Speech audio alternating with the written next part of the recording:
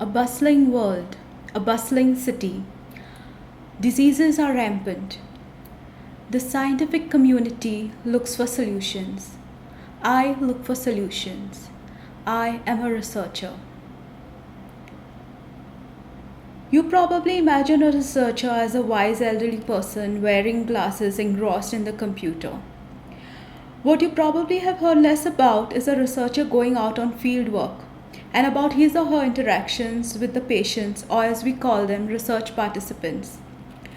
This process typically involves meeting with a potential participant and discussing with them about the study, and inquiring with them if they would like to volunteer to participate in the study following an informed consent. Madhu has locally advanced breast cancer and is on her third cycle of radiation therapy. As I look at her, I wonder, why has she come in alone to the hospital for her treatment? Who all might be in her family? Does she have children? Is there anyone taking care of her during this hard time? I can see that she is exhausted.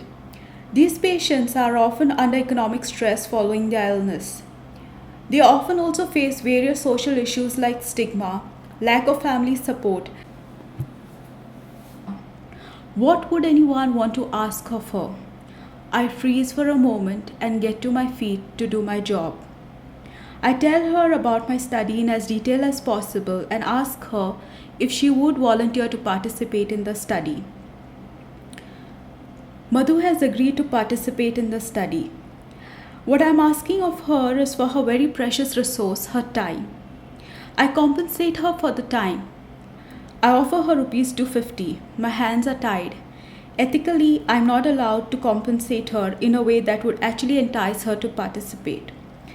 Madhu diligently responds to all my questions, all the while fighting through her pain and anxiety.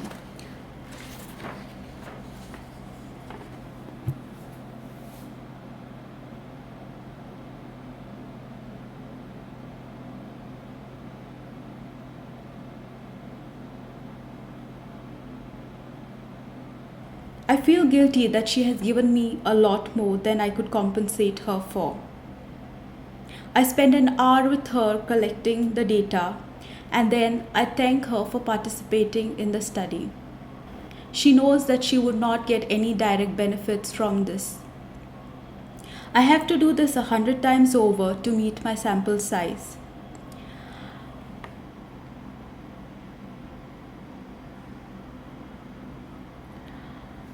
This data that is collected is then analyzed for research findings.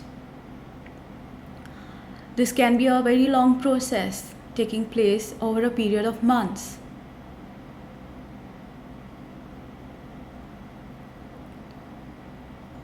Researchers, experts gather together, analyze the data, and finally present this data in the form of a research paper.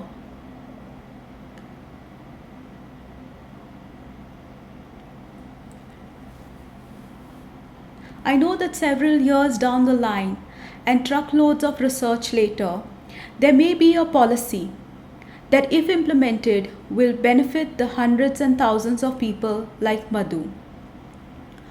But what about now? What about Madhu?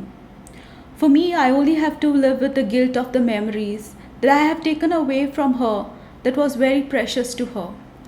As I leave for the day, every day I wonder, have I done enough? Have I done enough for Madhu?